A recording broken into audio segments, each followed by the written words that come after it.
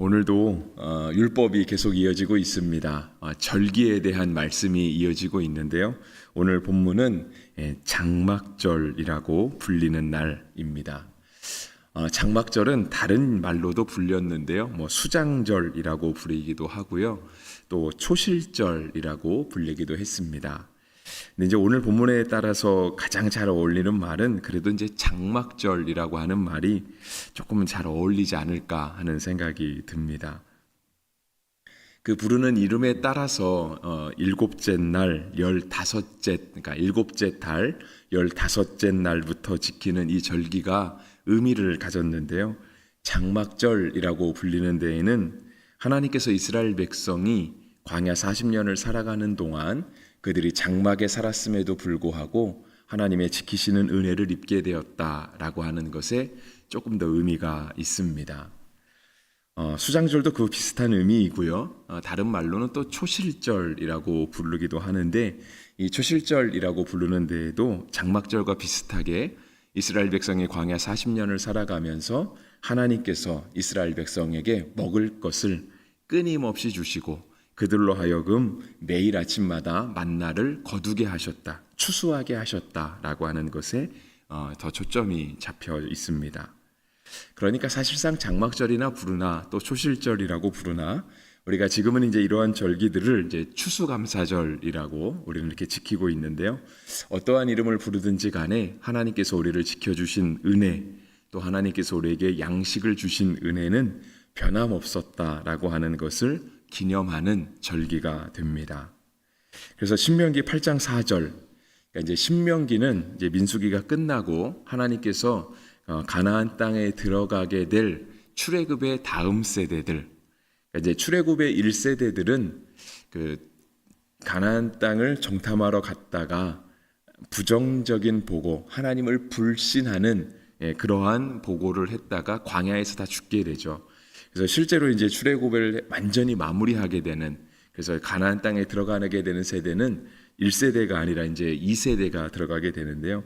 2세대의 자녀들은 사실상 하나님께서 광야에서 이끌어 주신 이 40년의 시간들, 또 출애굽하기 전에 출애굽에서 있었던 10가지 재앙이나 하나님의 놀라운 역사들을 눈으로 보지 못한 세대들, 아니면 행여나 이렇게 그때 살아있기는 했어도 어른이 아니었기 때문에 그 하나님의 일하심의 중심에 있지 못하던 세대들이었습니다. 그래서 이제 신명기는 다시 그들에게 거듭해서 주시는 말씀이었는데요. 신명기 8장 4절에는 이렇게 기록하고 있습니다. 이 40년 동안에 내 의복이 헤어지지 아니하였고 내 발이 부르트지 아니하였느니라. 하나님께서 이스라엘 백성을 광야 40년을 지켜주셨는데 그들이 장막에 거하면서도 하나님께서 그들을 건강하게 지켜주실 뿐 아니라 그들을 먹이시고 입히셨다라고 말씀하는 것이죠. 이러한 말씀은 나중에 이스라엘 역사가 다 끝나고 그들이 하나님의 말씀에 불순종했다가 나라가 멸망하고 바벨론의 포로로 잡혀갔다가 다시 돌아와서 두 번째 성전, 제2성전을 지을 때에도 에스라 느헤미야를 통해서 동일하게 고백이 되었습니다. 느헤미야 9장 21절에도 같은 말씀을 하고 있는데요. 40년 동안 들에서 기르시되 부족함이 없게 하심으로 그 옷이 헤어지지 아니하였고 발이 부르트지 아니하였사오며 했습니다. 하나님의 지키시는 은혜에 감사하여 드리는 그 절기가 바로 수장절이고 초실절이고, 또 우리 가운데는 조금 시간이 많이 남긴 했지만 추수감사절이라고 하는 거죠. 하지만 이제 우리 한국교회와 이게 개신교는 이러한 감사의 절기를 1년에 2번 지키고 있습니다. 7월 첫 주가 보통 맥주감사절. 맥주감사절은 이제 저희가 주일에 해당하는 본문에 나왔었거든요. 그때 이제 77절이라고 하는 오순절이라고 하는 지키는 절기가 바로 이제 오늘날의 맥주절에 해당하는 그런 절기입니다. 우리가 이제 1년에 2번 감사를 드리는 건 이렇게 절기에 따라서 교회력에 따라 지키는 것도 있긴 하지만, 특별히 한국교회가 7월 첫 주에 맥주감사절을 지킴으로 해서 반년 동안, 상반기 동안 지켜주시는 은혜를 감사하고요. 추수감사절은 사실상은 우리의 추수와는 조금 시간이 있는 것 같습니다. 보통 추수감사절이 11월 달에 들어가 있거든요. 그래서 이제 우리가 이렇게 추석으로 지키는 어떤 감사절과는 조금 이렇게 시간적으로 듣기는 하지만 한 해 동안 지켜주신 은혜, 또 양식 주신 은혜를 감사함으로 지키는 그런 의미가 있습니다.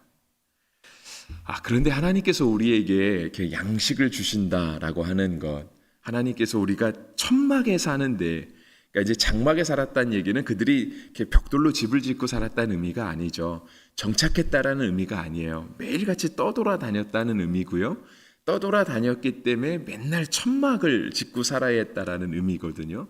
근데 그렇게 좀 불안정한 거주 생활, 그리고 계속해서 이동하고 장막이 깨끗하지 못하고 안전하지 못하면 전염병에 걸릴 위험이 굉장히 큼에도 불구하고 하나님께서 이스라엘 백성을 지켜주셨다라고 하는 의미가 있는 거죠. 또 계속해서 이동했기 때문에 농사를 지을 수가 없잖아요. 누가 우리에게 계속해서 음식을 갖다 주지 않으면 먹을 수 없는데 하나님께서 그들이 어디를 가든지 매일 아침 만나가 하늘에서 내려오는 그런 놀라운 은혜를 경험했다라고 하는 것입니다. 하나님께서 이스라엘 백성을 지켜주시기도 하시고요. 하나님께서 이스라엘 백성에게 양식을 주시기도 하셨어요. 그리고 그것을 감사하며 지키는 절기가 바로 오늘 본문에 읽은 이 내용인데요. 하나님께서 우리를 지켜주신다, 하나님께서 우리에게 양식을 주신다라고 하는 믿음을 우리가 고백할 수 있다면, 그것이 너무 감사하고 그것을 우리가 기도할 수 있고, 하나님 오늘날 우리에게도 그 은혜를 주십시오라고 하나님 앞에 구할 수 있고, 그것을 하나님께서 우리에게 주신다라고 믿는다면 실은 우리가 반대도 믿을 수 있어야 됩니다. 하나님이 우리를 지켜주신 것에 감사할 수 있어요. 왜냐하면 하나님이 우리를 지켜주신다는 믿음이 있기 때문에 그렇거든요. 양식을 주시는 것도 역시 마찬가지죠. 양식 주시는 것에 감사할 수 있어요. 하나님께서 우리에게 양식 주시는 걸 믿는 거예요. 그러면 반대로 하나님이 우리를 지켜주시지 않으셔도, 하나님이 우리에게 양식을 주지 않으셔도 우리가 그 믿음이 변하지 않을 수 있어야 돼요. 하나님이 뜻하시면 안 주실 수도 있잖아요. 하나님이 뜻하시면 우리가 건강하게 하지 않을 수도 있거든요.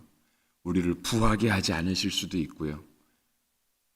근데 우리가 이 모든 것들이 하나님의 손에 달려 있다라고 생각한다면 하나님께서 우리를 지키지 않고, 우리에게 양식을 주시지 않고, 또 우리에게 건강 주시지 않고, 심지어 우리의 생명을 걷어가신다 하여도 우리가 하나님께 감사할 수 있어야 되는 거예요. 우리가 장례식에 가서, 요즘은 장례가 없어서 참 감사한데요, 감사하다고 기도하기 굉장히 어렵잖아요. 우리가 장례식 가서 하나님 감사합니다 하면은 굉장히 무례한 것 같잖아요. 이 무슨 기도인가. 근데 우리가 대놓고는 기도하지 못하겠지만 실제로 우리의 믿음의 고백으로는 감사할 수 있어야 되죠. 그래서 그렇게 더 믿음과 소망을 가져야 돼요. 하나님, 돌아가신 분이, 그분이 우리의 가족일 테니까, 만약에 그게 우리가 해당한다라고 한다면 이 땅의 삶을 잘 마무리하고 천국에 들어가게 하심을 감사합니다. 고백할 수 있어야 되겠죠. 이스라엘 백성이 광야를 마무리하고 가나안 땅에 들어갔어요. 너무 감사한 거 아닌가요? 다시 고향집으로 돌아간 거잖아요. 본향으로 돌아간 거잖아요. 그렇다고 여러분 장례식에 가서 감사하다고 기도하지 마시고요. 다만 장례식에 참여하며 하나님께 감사할 수 있는 그 믿음이 우리 가운데 있어야 할 것입니다. 신명기 8장 3절은 우리 가운데 이렇게도 말씀하세요. 너를 낮추시며 너를 줄이게 하시며 또 너도 알지 못하며 내 조상들도 알지 못하던 만나를 내게 먹이신 것은 사람이 떡으로만 사는 것이 아니요 여호와 입에서 나오는 모든 말씀으로 사는 줄을 내가 알게 하려 하심이니라 했습니다. 그렇죠. 하나님께서 우리를요 낮추기도 하시고 줄이게 하시기도 하신다라고 하는 거예요. 근데 그 모든 이유는 사람이 떡으로만 사는 게 아니라 하나님의 말씀으로 살아간다. 사람이 건강함 가지고 살아가고 사람이 넉넉함, 여유를 가지고 살아가는 것이 아니라 오직 하나님의 손에 붙들려 살아가게 하는 것이다 라고 하는 것을 알게 하시려고 하나님이 우리를 그렇게 인도하신다라고 하는 겁니다. 그래서 예수님도 이 기도 하시잖아요. 마귀의 시험을 물리치실 때 사람이 떡으로만 사는 것이 아니요 하나님의 말씀으로 살 것이다 라고 하는 그러한 말씀으로 마귀를 물리치시는데요. 여러분, 우리도 우리의 삶에 그러한 어려움들, 하나님 왜 우리의 인생은 광야의 인생과 같은가요? 하나님, 우리에게는 왜 남들에게 있는 넉넉함이 없나요? 하나님, 우리에게는 왜 건강이 없나요? 라고 하는 생각이 들 때 우리가 시험에 들거나 행여나 하나님을 불신하는 자가 되지 아니하고 하나님의 뜻에 믿음과 소망을 둘 수 있는 우리가 되어야 할 줄 믿습니다. 오늘 본문 말씀은 계속해서 똑같은 말씀이 반복이 됩니다. 그러니까 이제 일곱째 달 15째 날에는 너희가 성회로 모일 것이요 아무 일도 하지 말 것이며 이레 동안 여호와 앞에 절기를 지킬 것이니라 되어 있어요. 그러니까 이제 7일 동안 이렇게 장막절을 지킨다라고 하는 거예요. 그리고 나서 이 7일째 장막절이 끝나지는 8째 되는 날에도 여러분 35절에 보시면 8째 날에는 장엄한 대회로 모일 것이며 아무 일도 하지 말 것이며 하면서 이제 축제가 시작되고 축제가 끝나는 것들을 이렇게 기록하고 있어요. 그래서 그 사이에 있는 말씀들을 보시면 계속 똑같은 말씀입니다. 그래서 이제 첫 번째 날에는 이제 지키는 것이 이제 13절부터 적혀 있죠. 수송아지 13마리, 수량 2마리, 그 다음에 1년 된 수량 14마리, 그 다음에 소재의 고운 가루, 기름을 섞어서 드린다라고 하는 것들이 적혀 있어요. 그리고 이제 첫째 날부터 시작해서 일곱째 날까지 가면서 송아지의 숫자는 한 마리씩 줄어듭니다. 그러니까 첫날은 13마리, 둘째 날은 12마리, 그 다음에 11마리까지 가면서 나중에는 이제 7마리까지 줄어가게 되고요.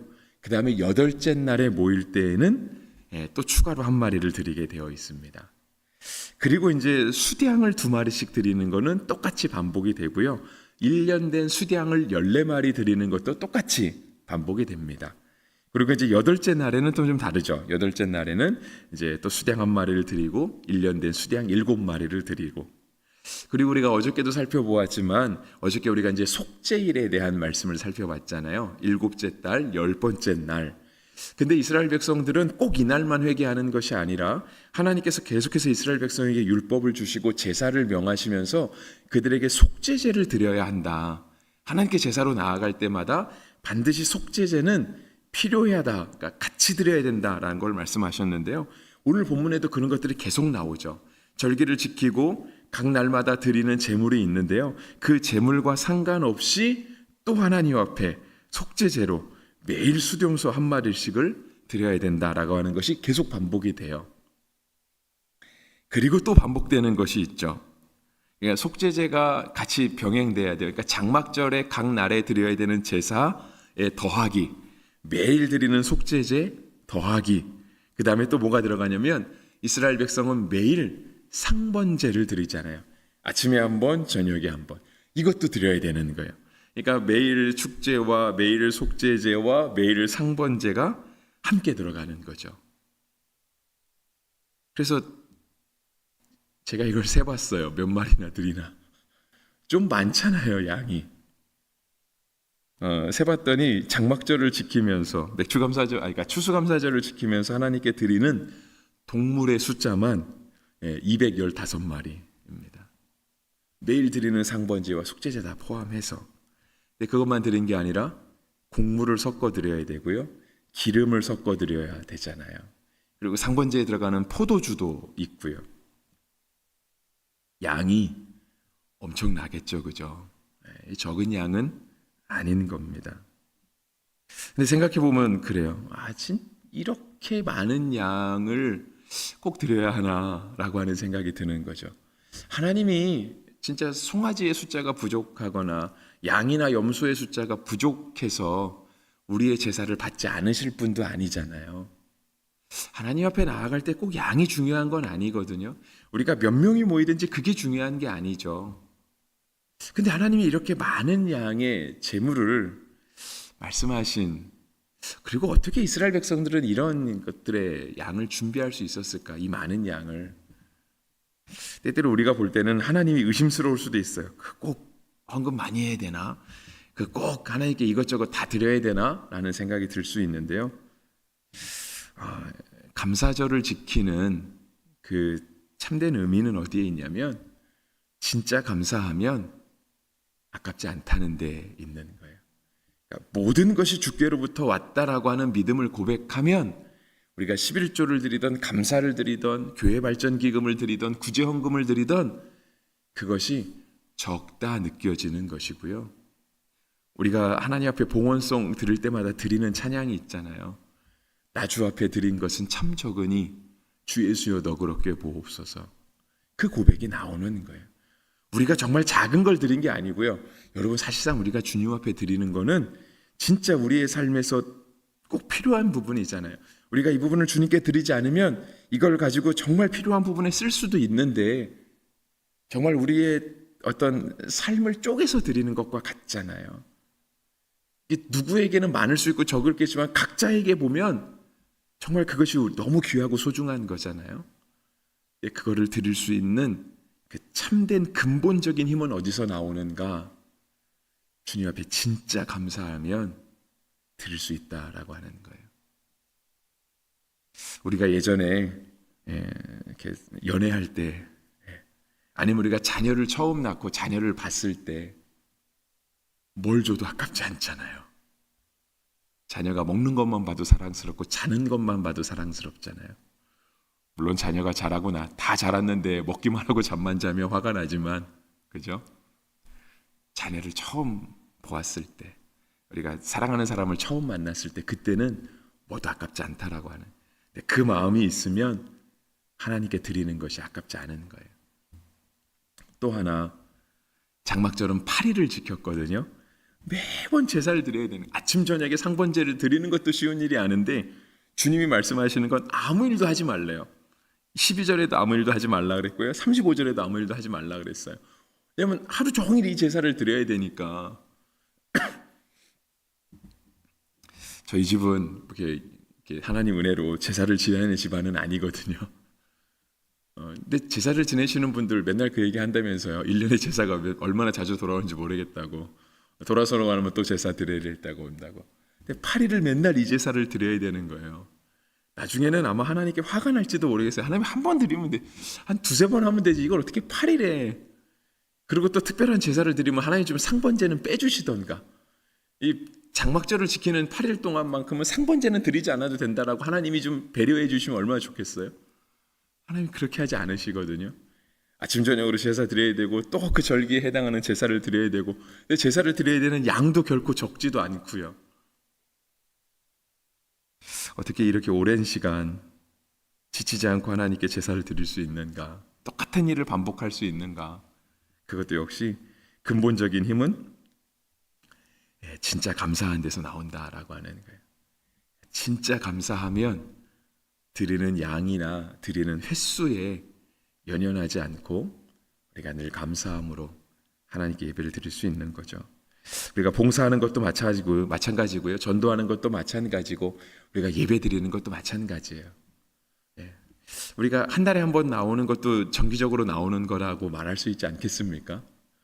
매일 드리는 것도 정기적으로 나오는 거고 일주일에 한 번 예배하는 것도 정기적으로 나오는 거고. 근데 어떤 사람은 매일 예배를 드려도 하나님 앞에 적게 예배를 드렸다 생각하는 분이 있고요. 어떤 분은 한 달에 한 번 예배를 드려도 한 달에 왜 이렇게 자주 오는지 모르겠다 말하시는 분들이 있는 거죠. 근데 진짜 하나님께 감사하면 드리는 양이나 횟수가 상관없이 하나님을 예배할 수 있는 힘, 봉사할 수 있고 전도할 수 있는 힘이 바로 거기서부터 나온다라고 하는 것을 알게 되는 거죠. 시간이 많이 갔네요. 한 가지 더 해야 되는데. 재물의 양이 이렇게 많아요. 재물의 양이 이렇게 많은데 이 양을 어떻게 하면 소진할 수 있는가라고 하는데 또 한 가지 의미가 있는 거예요. 지금은 우리가 이제 지난번에 살펴봤지만 지금은 이렇게 제사 많이 드리고 양도 소도 많이 잡고 이거 냉장고에 다 넣어놓으면 되거든요. 두고두고 먹읍시다 하면 되는 거예요. 근데 이 시대는 그런 시대가 아니잖아요. 광야를 살아가던 시대, 맨날 이동해야 되는 시대, 음식을 보관할 수 없는 시대거든요.